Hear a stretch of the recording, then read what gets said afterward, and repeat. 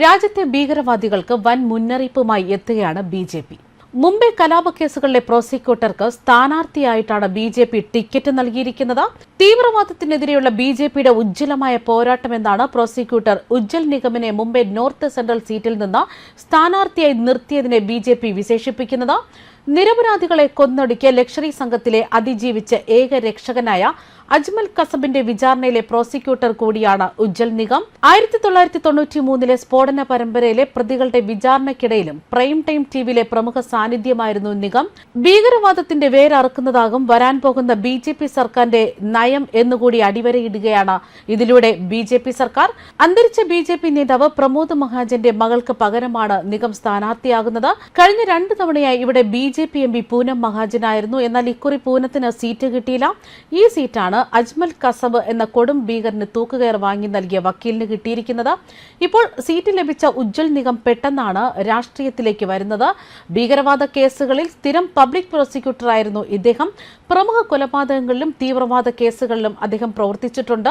1993 ബോംബെ സ്ഫോടനം, ഗുൽഷൻ കുമാർ വധക്കേസ്, പ്രമോദ് മഹാജൻ വധക്കേസ്, 2008 മുംബൈ ആക്രമണം എന്നിവയിൽ പ്രതികളെ പ്രോസിക്യൂട്ട് ചെയ്യാൻ അദ്ദേഹം വലിയ പങ്ക് വഹിച്ചിരുന്നു. 2013 മുംബൈ കൂട്ടബലാത്സംഗ കേസ്, 2016 കോവാടി ബലാത്സംഗം, കൊലപാതകം എന്നിവയിൽ സ്പെഷ്യൽ പബ്ലിക് പ്രോസിക്യൂട്ടർ കൂടിയായിരുന്നു അദ്ദേഹം. 2011 26 മുംബൈ ആക്രമണ വിചാരണയിൽ സംസ്ഥാനത്തിനു വേണ്ടി ഉജ്ജൽ നിഗമാണ് വാദിച്ചത്. 2016 ഇന്ത്യ ഗവൺമെന്റ് നിഗമിനെ പത്മശ്രീ നൽകി ആദരിച്ചു. ഇന്ത്യയിലെ ഏറ്റവും ഉയർന്ന 2ാമത്തെ സുരക്ഷാ തലമായ Z+ സുരക്ഷയാണ് ഉജ്ജൽ നിഗമിനുള്ളത്. ഭീകരവാദികൾ ഏതു സമയത്തും കൊലപ്പെടുത്തുമെന്ന ഭീഷണി ഉള്ളതിനാലാണ് Z+ സുരക്ഷ പോലും ഏർപ്പെടുത്തിയിട്ടുള്ളത്. അദ്ദേഹം പറയുന്നത് ഇങ്ങനെയാണ്: രാഷ്ട്രീയത്തിലൂടെ നമുക്ക് സമൂഹത്തെയും രാജ്യത്തെയും സേവിക്കാം. രാഷ്ട്രത്തെ സേവിക്കാൻ തനിക്ക് ഈ അവസരം ലഭിച്ചു. അതുകൊണ്ട് തന്നെ താൻ ഭാഗ്യവാനാണ് എന്ന് കരുതുന്നു എന്നാണ് അദ്ദേഹം വ്യക്തമാക്കിയത്. ബി.ജെ.പി. സ്ഥാനാർത്ഥിയെ പ്രഖ്യാപിച്ചതിന് പിന്നാലെയാണ് അദ്ദേഹം ഇത്തരത്തിലൊരു പ്രസ്താവന നടത്തിയതും. വനിതാ ഗുസ്തി താരങ്ങളെ ലൈംഗികമായി ഉപദ്രവിച്ച കേസിൽ സിറ്റിംഗ് എം പി ബ്രിജ്ഭൂഷൺ സിംഗിനെ മാറ്റി ഭാര്യ കേതക് സിംഗിനെ സ്ഥാനാർത്ഥിയാക്കുമെന്ന അഭ്യൂഹങ്ങൾക്കിടയിലാണ് അവിടെയും ബി.ജെ.പിയുടെ നാടകീയമായ നീക്കമുണ്ടായിരിക്കുന്നത്. സിറ്റിംഗ് എം പി ബ്രിജ്ഭൂഷൺ സിംഗിനെ മാറ്റി മറ്റൊരാളായിരിക്കും അവിടെ വരുന്നത്. ബ്രിജ്ഭൂഷന്റെ ഭാര്യയ്ക്കും സാധ്യതയില്ല. ഇപ്പോൾ പൂനം മഹാജനെ മുംബൈ നോർത്ത് സെൻട്രൽ സീറ്റിൽ നിന്ന് മാറ്റിയതിനും കാരണമുണ്ട്. ബി.ജെ.പി. നേതൃത്വത്തിന്റെ പ്രതീക്ഷകൾ നിറവേറ്റാൻ പൂനം മഹാജന് കഴിഞ്ഞില്ല എന്നാണ് പറയുന്നത്.